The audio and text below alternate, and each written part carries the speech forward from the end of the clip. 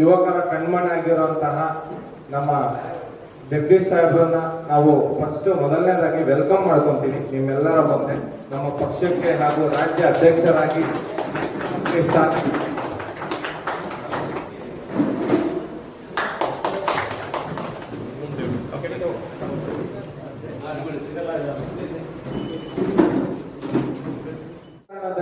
ನಮ್ಮಂತ ಯುವಕರಿಗೆ ಯಾರು ದಿಕ್ಕಿಲ್ವಲ್ಲ ಅಂತ ಹೇಳಿ ಹೋರಾಡುವಂತ ಸಮಯ ಇತ್ತು. ಆದ್ರೆ ಇವತ್ತು ತಮಿಳುನಾಡಿನಲ್ಲಿ ಟಿವಿಗೆ ಬಂದ ಮೇಲೆ ವೈಪಿಗೆ ಇವತ್ತು ರಾಜಕಾರಣದಲ್ಲಿ ನಮ್ಗೊಂದು ಮುಖ್ಯಮಂತ್ರಿ ಅಭ್ಯರ್ಥಿ ಸಿಕ್ಕಿದ್ದಾರೆ. ಯಾಕಂದ್ರೆ ಬಹಳಷ್ಟು ಪಕ್ಷಗಳು ಯಾವತ್ತೂ ಕೂಡ ನಿಮ್ ಮುಂದೆ ಬಂದು ಹೇಳಲ್ಲ. ಕರ್ನಾಟಕದ ವಿಚಾರ ಬಂದಾಗ ನಮ್ಮ ಗಂಗಾ ಚೌಡ ಚಾಲುಕ್ಯ ರಾಷ್ಟ್ರಕೂಟ ಹಕ್ಕಬುಕ್ಕ ಗಂಡುಗಲ್ಲಿರಾಮ ಕೆಂಪೇಗೌಡ ಹೈದರಲ್ಲಿ ಟಿಪ್ಪು ಪುಲ್ಲಕೇಶಿ ನುಪ್ಪುತುಂಗ ಶಾತವಾದ ಅತ್ತಿಮಾಬೇಗ್ ಚಂದ್ರಗುಪ್ತ ನಾಯಕ ಬೆಳವಡಿ ಮಲ್ಲಮ್ಮ ಕುವೆಂಪು ಕಾರ್ನಾಡ್ ಕಂಬಾರ್ ಅನಂತರು ಒಂದು MLA ಆಗ್ಲಿ MP ಆಗ್ಲಿ ಈ ರಾಜ್ಯದ ಮುಖ್ಯಮಂತ್ರಿಗಳಾಗ್ಲಿ ಬಾಯಿ ಬಿಡ್ತಾರೆ ಅಂತ ಸಮಯದಲ್ಲಿ ಯಾರು ಕೂಡ ನಮ್ಮ ಬಡ ಕುಟುಂಬದ ಜನಗಳ ಧ್ವನಿಯಾಗಿ ಯಾರು ಕೂಡ ಮುಂದೆ ಬರೋದಿಲ್ಲ. ಹಾಗಾಗಿ ನಮ್ಮ ಪಕ್ಷಕ್ಕೆ ರಾಜ್ಯ ಅಧ್ಯಕ್ಷರು ಕೂಡ ಹೌದು, ಮುಂದಿನ ಬರುವಂತ GB ಆಗಿರ್ಬೋದು, ತಾಲೂಕ್ ಪಂಚಾಯತಿ ಆಗಿರ್ಬೋದು, ಯಾವುದೇ ಎಲೆಕ್ಷನ್ ರಾಜ್ಯದಲ್ಲಿ ನಡೆದರೂ ಕೂಡ ನಮ್ಮ ಜಗ್ಗು ದಾದಾ ಅವರ ನೇತೃತ್ವದಲ್ಲಿ ನಡೀತದೆ. ಇನ್ನ ಮೇಲೆ ರಾಜಕಾರಣದಲ್ಲಿ YP ಪಕ್ಷ ಇವರ ಒಂದು ಸ್ವಂತ ಪಕ್ಷ. ಯಾಕಂತ ಹೇಳಿದ್ರೆ ಇವ್ರು ಮಾಡುವಂತ ಆಡಳಿತ, ಇವ್ರು ತರುವಂತ ಸರ್ಕಾರ, ಇವ್ರು ಮಾಡುವಂತ ಕೆಲಸಗಳು ಲಕ್ಷಾಂತರ ಜನ, ಕೋಟ್ಯಾಂತರ ಜನ ಮೆಚ್ಚಿರುವಂತದ್ದು. ಯಾಕಂದ್ರೆ ತಾವೆಲ್ಲರೂ ಕೂಡ ಮಾಧ್ಯಮದ ಮುಖಾಂತರ ಇನ್ನೊಂದು ಮತ್ತೊಂದು ಸಾಮಾಜಿಕ ಜಾಲತಾಣದಲ್ಲಿ ಎಲ್ಲ ನೀವು ನೋಡಿರುವಂತದ್ದು. ಹಾಗಾಗಿ ನಮಗೂ ಕೂಡ ಇವತ್ತಿನ ನಮ್ಮ ರಾಜ್ಯದ ಪಾಲಿಗೆ ವಿಜಯ ಅವರು ಸಿಕ್ಕಾಗಿದೆ. ನಮಗೂ ಕೂಡ 2028 ವಿಜಯ ಸಿಗ್ತದೆ ಅಂತ ಹೇಳಿ, ಹಂಗಾಗಿ ನಾನೇ ಒಂದು ಪಕ್ಷವನ್ನ ಜನರ ಮುಂದೆ ತಗೊಂಡೋಗಿ ನಮ್ಮಂತ ಅಂದ್ರೆ ಯಾವ ಪಕ್ಷದಲ್ಲಿ ಯಾರನ್ನ ಕರೆಯಲ್ಲ ಅಂತವ್ರಿಗೆ ಈ ನಮ್ಮ ಪಕ್ಷಕ್ಕೆ ಕರ್ಕೊಂಡ್ಬಂದು ಸಾಮಾನ್ಯ ಜನರನ್ನ ನಿಲ್ಸಿ, ಬರೀ ನಿಲ್ಸೋದಲ್ಲ, ನಾನು ಇವತ್ತು ಆಲ್ಟರ್ನೇಟಿವ್ ಆಗಿ KRS ಪಕ್ಷ ಪ್ರಜಾಕ್ಕೆ 2 ಇದೆ, ನಾವೇನು ಅವ್ರನ್ನ ತಳ್ಳಾಗ್ತಾ ಇಲ್ಲ. ಬಟ್ ಬಡವರ ಮಕ್ಕಳನ್ನ ತಗೊಂಡ್ಬಂದು ಚುನಾವಣೆ ನಿಲ್ಲಿಸಿ 200-300 ಓಟ್ ತಗೊಂಡ್ರೆ ಬದಲಾವಣೆ ಆಗಲ್ಲ. ಗೆಲ್ಲಿಸಿದಾಗ ಮಾತ್ರ, ಈ ಕರ್ನಾಟಕದಲ್ಲಿ ಗೆದ್ದಾಗ ಮಾತ್ರ ಬದಲಾವಣೆ ಆಗುತ್ತೆ. ಯಾವ ರೀತಿ ಟಿವಿಗೆ ಜೋಸೆಫ್ ವಿಜಯ್ ಅವರು ಒಂದು ಬಿರುಗಾಳಿಯ ಬರ್ಸಿ ಗೆದ್ಕೊಂಡ್ಬಂದ್ರು, ಪ್ರಯತ್ನ ಮಾಡ್ತೀವಿ. ಆಗುತ್ತೆ ಬಿಡುತ್ತೆ ನಾವು ಹೇಳಲಿಕ್ಕಾಗಲ್ಲ, ಮುಂದಿನ ಭವಿಷ್ಯ ನಾವು ಹೇಳಲಿಕ್ಕಾಗಲ್ಲ. ಬಟ್ ಡೆಫಿನೆಟ್ಲಿ 2028ಗೆ 3 ಪಕ್ಷಗಳ ನಿದ್ರೆಯನ್ನ ಖಂಡಿತವಾಗಿ ಕೆಡಿಸ್ತೀವಿ. ಯುವಚೇತನವನ್ನ, ಈ ನವ ಯುವಕರನ್ನ, ಯುವತಿಯರನ್ನ ಮತ್ತೆ ಒಂದು ಸ್ವಚ್ಛ ರಾಜಕೀಯ ಮಾಡ್ಕೊಳ್ಳಿಕ್ಕೆ ಈ ಮಾಫಿಯಾ ರಾಜಕಾರಣದ ವಿರುದ್ಧ ತಂದೆ ತರ್ತೀವಿ. 2 ವರ್ಷ ಸಮಯ ಇದೆ. GBA ಚುನಾವಣೆಗಳಿದೆ. GBA ಚುನಾವಣೆ ಆಗಿರ್ಬೋದು. ಡೆಫಿನೆಟ್ಲಿ ಕಾಂಗ್ರೆಸ್ ಪಕ್ಷ GBA ಚುನಾವಣೆಗೆ ಟಿಕೆಟ್ ಬೇಕು, ಒಂದು 50,000 ಕೇಳ್ತಾರೆ. ಸಾಮಾನ್ಯ ಜನರ ಹತ್ರ 50,000 ಅಲ್ಲ, 50 ರೂಪಾಯಿ ಕೂಡ ಕೆಲವೊಂದು ಟೈಮ್ ಗತಿ ಇರಲ್ಲ. ಹಂಗಂದ್ರೆ ದುಡ್ಡಿಲ್ದವನು ಯಾವುದೇ ಅಂದ್ರೆ ನೈತಿಕ ಮೌಲ್ಯ ಏನು ಅಂತಂದ್ರೆ ಕೋಟ್ಯಾಂತರ ರೂಪಾಯಿ ಬೇಕಾಗಿದೆ ಅಂತ.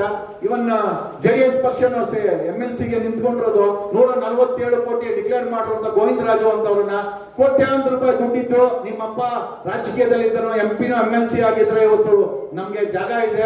ನಮ್ ತರ ಯಾವುದೇ ಬ್ಯಾಕ್ ಗ್ರೌಂಡ್ ಇಲ್ಲ ಅಂತಂದ್ರೆ ರಾಜಕೀಯದಲ್ಲಿ, ವಿಧಾನಸೌಧದಲ್ಲಿ ಯಾವುದೇ ಜಾಗ ಇಲ್ಲ ಅನ್ನೋದು ಇವತ್ತಿನ ಮಾಫಿಯಾ ರಾಜಕಾರಣಿಗಳ ಒಂದು ದಿಟ್ಟ ಸೂಚನೆ ಆಗಿದೆ. ಹಾಗಾಗಿ ಬಡವರ ಮಕ್ಕಳು, ಸಾಮಾನ್ಯ ಜನರ ಮಕ್ಕಳು MLAಗೆ ಬರಬೇಕು, ಜನ ಓಟ್ ಹಾಕ್ತಾರೆ. ಆ ರೀತಿಯ ಒಂದು ಸಂಘಟನೆ ನಾವು ಮಾಡ್ತೀವಿ. ಡೆಫಿನೆಟ್ಲಿ ನಾವು ಸೇರ್ಬೇಕು. ಅದು ಪಾರ್ಟಿ ನಾವೆಲ್ಲರೂ ಸೇರಿ ಮಾಡಬೇಕಂತ ಹೋದ್ರೆ ಅವ್ರು ನಮ್ಮನ್ನ ನೆಗ್ಲೆಕ್ಟ್ ಮಾಡ್ತಾರೆ. ಆದ್ರಿಂದ ಬೆಂಗಳೂರು ಪ್ರೆಸ್ ಕ್ಲಬ್ ನಲ್ಲಿ ಇವತ್ತೇನು ಯಂಗ್ ಸ್ಟಾರ್ ಪಾರ್ಟಿಯನ್ನ ಇವತ್ತು ನಾನು ಅವ್ರಿಗೆ ಬಾಸ್ ಅಂತ ಹೇಳಿ ಬಿರುದನ್ನ ಕೊಡ್ತೇನೆ. ಅವ್ರು ಒಳ್ಳೆ ನಿರ್ಧಾರ ತೆಗೆದುಕೊಂಡಿದ್ದಾರೆ. ಇವತ್ತೇನು ಯುವಕರನ್ನು ನಾವು ಎಚ್ಚರಿಸಬೇಕಾಗಿದೆ. ಇವತ್ತವರು ದೀನದಲಿತರ ಬಗ್ಗೆ, ಕಾರ್ಮಿಕರ ಬಗ್ಗೆ, ಕುರುಡರು, ದಿಕ್ಕಿಲ್ದವರು, ಅಂಥವ್ರಿಗೆ ಇವತ್ತು ಪಾರ್ಟಿ ಬೇಕಾಗಿದೆ. ಇವತ್ತು ದಿಕ್ಕಿಲ್ದವ್ರಿಗೆ ಅದನ್ನ ಯಾರು ಯೋಚನೆ ಮಾಡಿದ್ರು ಅಂದ್ರೆ ಸನ್ಮಾನ್ಯ ಶ್ರೀ ಮಾಜಿ ಮುಖ್ಯಮಂತ್ರಿ ಡಿ ದೇವರಾಜ ಅರಸರವರಲ್ಲಿತ್ತು. ಆ ದಿನಗಳನ್ನ ಇವತ್ತು ಮತ್ತೆ ಪುನರಾವರ್ತನೆ ಮಾಡಲಿಕ್ಕೆ ನಮ್ಮ ಸಾರಥಿಯಾಗಿ ಜಗದೀಶು ಮತ್ತೆ ಶಹಬಾಜು, ಇನ್ನಿತರೆ ನಮ್ಮ ಬೀದರ್ನಿಂದ ಬಂದ ನಮ್ಮ ಸ್ನೇಹಿತರು, ಇದು ಬಹಳ ಜನಕ್ಕೆ ಗೊತ್ತಾಗಿಲ್ಲ. ಇವತ್ತು ನಮ್ಮ ರಾಜ್ಯಾಧ್ಯಕ್ಷರಾಗಿ ಆಯ್ಕೆಯಾಗಿದ್ದಾರಲ್ಲ ಜಗದೀಶ್ ಸಾಹೇಬರು, 30,000 ಹಳ್ಳಿಯಲ್ಲಿ ಪ್ರತಿಯೊಂದು ವೋಟರ್ ಲಿಸ್ಟ್ ಅನ್ನು ತೆಗೆದುಕೊಂಡು ಈ ಯಂಗ್ ಪಾರ್ಟಿಯನ್ನ ನಮ್ಮ ಏನು ನಿಬಂಧನೆಗಳಿದ್ದಾವೆ, ಇವತ್ತು ರಾಜಕೀಯ ಪಕ್ಷವನ್ನ ಇವತ್ತೇನು ಪಕ್ಕದ ರಾಜ್ಯದಲ್ಲಿ ವಿಜಯ್ ಅವರು ಮಾಡಿದರೆ ಆ ವೇಯಲ್ಲಿ ದಾರಿಯಲ್ಲಿ ನಾವು ಹೋಗಬೇಕಾಗಿದೆ. ಪ್ರತಿಯೊಂದು ಹಳ್ಳಿಯಲ್ಲಿ 75 ವರ್ಷದಿಂದ ಏನು ಇವರು ಅಧಿಕಾರ ಮಾಡಿದ್ದಾರೆ, ಈಗೇನ್ ಮಾಡ್ತಾ ಇದ್ದಾರೆ ಇವರು, ಲಕ್ಷ ಸಾವಿರ ಕೋಟಿ ಸಾಲ ಮಾಡಿದ್ದಾರೆ, ಲಕ್ಷ ಸಾವಿರ ಕೋಟಿಗಳು. ಇವರು ನಮ್ಮ ಮೇಲೆ ಹೊರೆಯನ್ನು ಹೊರಿಸಿ ಇವರ ಆಸ್ತಿಗಳನ್ನು ಲೆಕ್ಕ ಹಾಕ್ಬಿಟ್ರೆ ಅದನ್ನು ಸಾಧ್ಯನೇ ಇಲ್ಲ. ಅಪಾಯಿಂಟ್ಮೆಂಟ್ ಮಾಡಕ್ಕೆ ಸಾಧ್ಯ ಇಲ್ಲ ಇವರು ಆಸ್ತಿಗಳು ಮಾಡೋದು. ಅಷ್ಟು ಜನಕ್ಕೆ ನಾವು ಅಪಾಯಿಂಟ್ಮೆಂಟ್ ಮಾಡಬೇಕಾಗುತ್ತೆ. ಇವರು ಶಿಕ್ಷಣ ಸಂಸ್ಥೆಗಳು, ಆಸ್ಪತ್ರೆಗಳು ಇವರೇ ಆಗಿದ್ದಾರೆ. ಸಾಮಾನ್ಯ ಜನರ ತೆರಿಗೆ ಬೇಕು, ಸಾಮಾನ್ಯ ಜನರಿಗೆ ಅಧಿಕಾರ ಕೊಡುವಂತ ಅಧಿಕಾರ ಇಟ್ಕೊಂಡು ಮಜಾ ಮಾಡಬೇಕು. ಕಳೆದ 40 ವರ್ಷದ ರಾಜಕೀಯದಲ್ಲಿ, ಅದು ರಾಜ್ಯದಲ್ಲಾಗಿರ್ಬೋದು, ದೇಶದಲ್ಲಾಗಿರ್ಬೋದು, ಮಾಫಿಯಾ ರಾಜಕಾರಣಿಗಳು ಇವತ್ತು ನಮ್ಮ ದೇಶವನ್ನ, ರಾಜ್ಯವನ್ನ ಆಡಳಿತ ಮಾಡ್ತಾ ಇದ್ದಾರೆ. ಜನರಿಂದ, ಜನರಿಗೋಸ್ಕರ, ಜನರಿಗಾಗಿ ಇರಬೇಕಾದಂತ ಸಂವಿಧಾನದ ಆಡಳಿತದಲ್ಲಿ ಇವತ್ತು ಮಾಫಿಯಾಗೋಸ್ಕರ ಮಾಫಿಯಾಗಳಿಂದಾನೇ ಆಗುವಂತ ಪರಿಸ್ಥಿತಿ ಬಂದಿದೆ. ನಮ್ಮೆಲ್ಲರೂ ಚಿಂತೆ ಏನು ಅಂತಂದ್ರೆ, ಈ ದೇಶ ಬಿಟ್ಟು ಹೊರಟೋಗ್ಬಿಡೋಣ ಅಥವಾ ಬದಲಾವಣೆ ಮಾಡೋಣ ಅಂತ. ಸಾಕಷ್ಟು ಬಾರಿ ಈ ದೇಶನ ತೊರೆದು ಎಲ್ಲ ಬೇರೆ ಕಡೆ ಸಿಟಿಸನ್ಶಿಪ್ ತಗೊಂಡು ಯಾವ್ದಾದ್ರು ಫಿನ್ಲ್ಯಾಂಡ್, ಪೋಲ್ಯಾಂಡ್ ಎಲ್ಲ ನಾವು ಹೋಗಿ UK ಸೆಟ್ಲ್ ಆಗ್ಬಿಡೋಣ ಅಂತ ಅನ್ಕೊಂಡ್ವಿ. ಬಟ್ ಆದ್ರೆ ನಾವೇನೋ ಹೋಗ್ಬೋದು, ಇಲ್ಲಿರೋ ಬಡ ಜನರು ಏನ್ ಮಾಡ್ಬೇಕು ಅಂತ ಹೇಳ್ಕೊಂಡು ಸೊ ಒಂದು ದೊಡ್ಡ ಮಟ್ಟದ ಹೋರಾಟವನ್ನ ಮಾಡಿಕೊಂಡು ನಾವೆಲ್ಲ ಸಣ್ಣ ಹಳ್ಳಿಬೇಕವರು, ನಮ್ ದೇವೇಗೌಡರ ತರ ಏನು ನಮ್ದು ಯಾವ್ದು ಕುಟುಂಬ ರಾಜಕಾರಣ ಇಲ್ಲ, ನಮ್ಮ ಅಪ್ಪ ಲಾಯರ್ ಕೂಡ ಅಲ್ಲ. ಓಕೆ, ಒಬ್ಬ ಸಾಮಾನ್ಯ ವ್ಯಕ್ತಿಯಾಗಿ ಬಂದು 30 years ಅನ್ನೋ ಏಜ್ ಅಲ್ಲಿ ಲಾ ಮಾಡಿ ಲಾಯರ್ ಆಗಿ ಇವತ್ತು ಕರ್ನಾಟಕದ ಜನ, ಒಂದಷ್ಟು ಜನ, ನಾನೇನು ಎಲ್ಲಾರು ಅಂತ ಹೇಳಕ್ ಹೋಗಲ್ಲ, ಒಂದಷ್ಟು ಜನ ಪ್ರೀತಿಯಿಂದ ವಕೀಲ್ ಸಾಬ್ ಅಂತಾರೆ, ಒಂದಷ್ಟು ಜನ ಪ್ರೀತಿಯಿಂದ ಜಗದೀಶ್ ಅವರು ಅಂತ ಹೇಳ್ತಾರೆ, ಒಂದಷ್ಟು ಜನ ಬಿಗ್ ಬಾಸ್. ಇನ್ಫ್ಯಾಕ್ಟ್ ನನ್ಗೆ ತುಂಬಾ ದೊಡ್ಡ ಪ್ಲಾಟ್ಫಾರ್ಮ್ ಬಿಗ್ ಬಾಸ್ ಕೂಡ ಕೊಟ್ಟಿದೆ.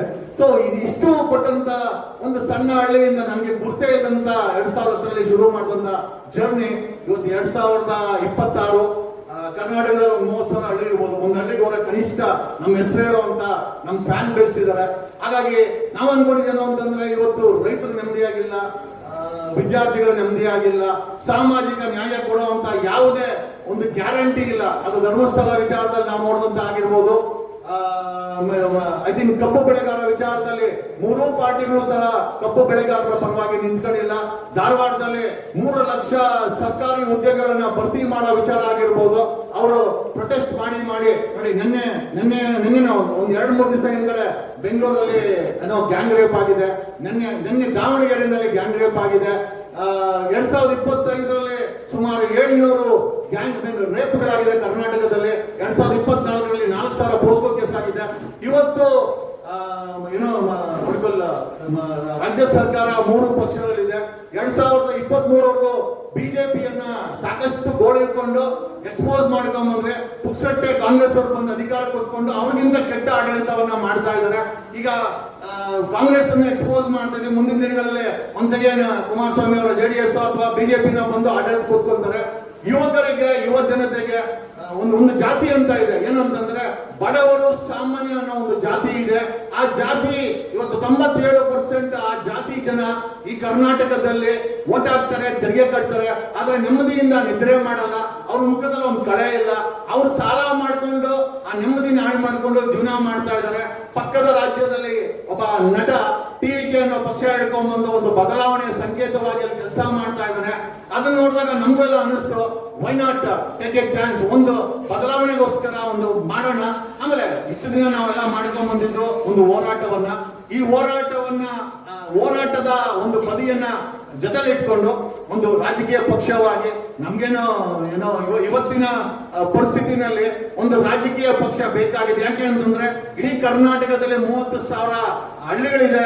ಜನ ನಮ್ಗೆ ಸಪೋರ್ಟ್ ಮಾಡಕ್ಕೆ ರೆಡಿ ಇದ್ದಾರೆ. ಬಟ್ ಒಂದು ರಾಜಕೀಯ ಪಕ್ಷ ಬೇಕಾಗಿತ್ತು.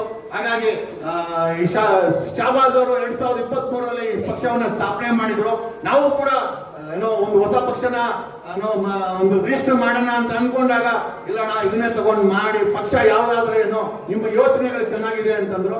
ಹಾಗಾಗಿ ಈ ಒಂದು ಯಂಗ್ಸ್ಟರ್ ಪಕ್ಷವನ್ನ ಇವತ್ತು ನನ್ನ ನನ್ನ ನಾಯಕತ್ವದಲ್ಲಿ ನಾನು ಅದನ್ನೇ ಹೇಳ್ತಾ ಇದ್ದೀನಿ, ನನ್ನ ನಾಯಕತ್ವದಲ್ಲಿ ಕರ್ನಾಟಕದಲ್ಲಿ ಈ ಒಂದು ಪಕ್ಷವನ್ನ ಜನರ ಮುಂದೆ ತರಬೇಕನ್ನೋ ಒಂದು ಪ್ರಯತ್ನವನ್ನ ಮಾಡ್ತಾ ಇದ್ದೀವಿ.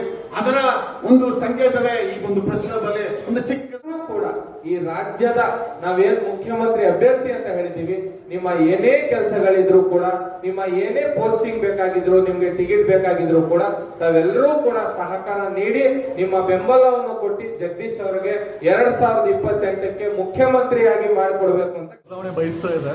ಪಕ್ಕದ ತಮಿಳುನಾಡಲ್ಲಿ ಒಂದು ಡಿವಿಕೆ ಪಕ್ಷ ಬಂದು ಒಂದು ದೊಡ್ಡ ಮಟ್ಟದ ಬಹುಮತದಿಂದ ಅವರನ್ನ ಸರ್ಕಾರ ಮಾಡಕ್ ಬಿಟ್ಟಿದ್ದಾರೆ. 40-50 ವರ್ಷ ರಾಜಕೀಯ ಮಾಡಿದವ್ರನ್ನೆಲ್ಲ ಮನೆಗೆ ಸೋಲಿಸಿ ಮನೆಗೆ ಕಳಿಸಿದ್ದಾರೆ.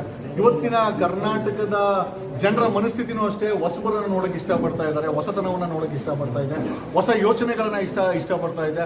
ಭ್ರಷ್ಟಾಚಾರ ಮುಕ್ತವಾದಂಥ ಆಡಳಿತವನ್ನ, ಮಾಫಿಯಾ ಮುಕ್ತ ಆಡಳಿತವನ್ನ,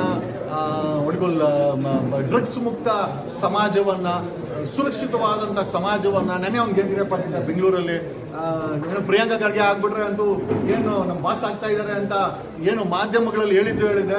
ದಾವಣಗೆರೆಯಲ್ಲಿ ನೆನೆ ಒಂದು ಗ್ಯಾಂಗ್ರೇಪ್ ಆಗಿದೆ. ಅಲ್ರಿ, ನೀವು ಯಾವ ಹೋಮ್ ಮಿನಿಸ್ಟರ್ ಆದ್ರೂ, ಯಾವ ಒಂದು CM ಆದ್ರೂ, ನಾನು ಈ ಪದ ಯಾಕೆ ಬಳಸ್ತಾ ಇದ್ದೀನಿ ಅಂತಂದ್ರೆ, there is no security in Karnataka. ಸುರಕ್ಷೆ ಅನ್ನೋದು ಬರೀ ರಾಜಕಾರಣಿಗಳಿಗೆ, ಅಧಿಕಾರಿಗಳಿಗೆ, ಯಾಕಂದ್ರೆ ಹಿಂದೆ ಮುಂದೆ ಪೊಲೀಸರು ಹಾಕೊಂಡು ಓಡಾಡ್ತಾರೆ. ಜನರಿಗೆ ಯಾವುದೇ ರೀತಿಯ ಸುರಕ್ಷತೆ ಅನ್ನೋದು ಇಲ್ಲ, ಜನರಿಗೆ ಒಂದು ಭರವಸೆ ಅನ್ನೋದಿಲ್ಲ. ಪ್ರತಿದಿನ ಬೆಳಗ್ಗೆ ಆದ್ರೆ ಬೆಲೆ ಏರಿಕೆ, ಅಲ್ಲಿ ಕೊಲೆ ಆಯ್ತು, ಇಲ್ಲಿ ಕೊಲೆ ಆಯ್ತು, this no law and order problem. ಆಮೇಲೆ ಎಲ್ಲದಕ್ಕಿಂತ ಹೆಚ್ಚಾಗಿ ನಾವು ದುಡ್ತಾ ಇರುವಂತ ಸಂಪಾದನೆ ಏನಿದೆ, ಅದು 30 ದಿವಸದ ಸಂಪಾದನೆ ಇವತ್ತು 1 ದಿವಸ, 2 ದಿವಸ, 3 ದಿವಸ ಖಾಲಿ ಆಗ್ತಾ ಇದೆ.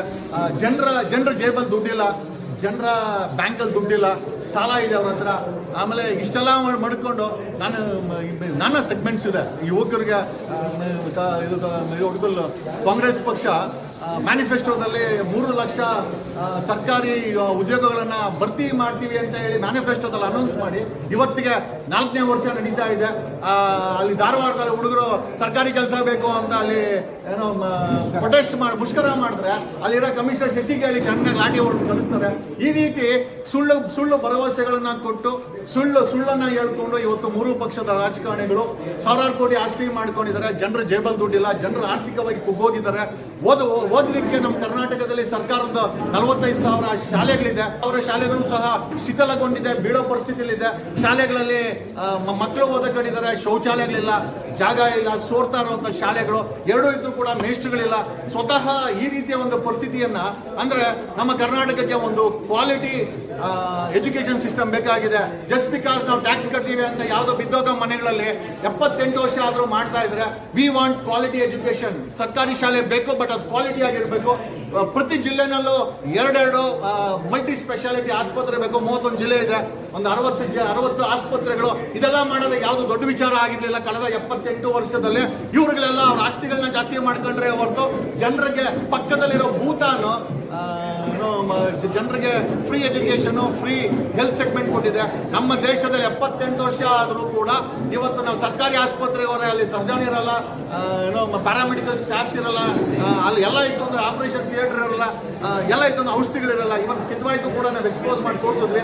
ಸೊ ಈ ಪರಿಸ್ಥಿತಿನಲ್ಲಿ ಜನರಿಗೆ ಪುಕ್ಸಟ್ಟೆ ಕೊಡ್ತಾರಂತ ಮೆಡಿಕಲ್ ಆಸ್ಪತ್ರೆಗಳ ಸ್ಥಿತಿ ತುಂಬಾ ಕೆಟ್ಟವಾಗಿದೆ. ಮತ್ತೆ ಪ್ರೈವೇಟ್ ಆಸ್ಪತ್ರೆಗಳಲ್ಲಿ ಕೋಟ್ಯಾಂತರ ರೂಪಾಯಿ ಬಿಲ್ ಆಗುತ್ತೆ. ಈ ಪರಿಸ್ಥಿತಿನಲ್ಲಿ ಜನರು ಬರೀ ತೆರಿಗೆ ಕಟ್ತಾರೆ. ಆ GST ಕಟ್ಟು, ಈ GST ಕಟ್ಟು, ಬರೀ GSTಗಳನ್ನ ಕಟ್ಟಿ ಜನರ ಜೇಬಲ್ ದುಡ್ಡಿಲ್ಲ. 97% people are suffering from financial backward. ಅಂದ್ರೆ ಆರ್ಥಿಕ ದುರ್ಪರಿಸ್ಥಿತಿಯಿಂದ ಅವರೆಲ್ಲ ಬರೀ ಇವ್ರುಗಳು ನಾನು CM ಆಗಬೇಕು, ನಾನು ಮಿನಿಸ್ಟರ್ ಆಗಬೇಕು, 2028ಕ್ಕೆ ಮತ್ತೆ ನಾನೇ ಬರ್ತೀನಿ ಅಂತ ಒಬ್ಬ ಕಣ್ಣೀರ್ ಹಾಕೊಂಡು ಹೇಳ್ತಾನೆ.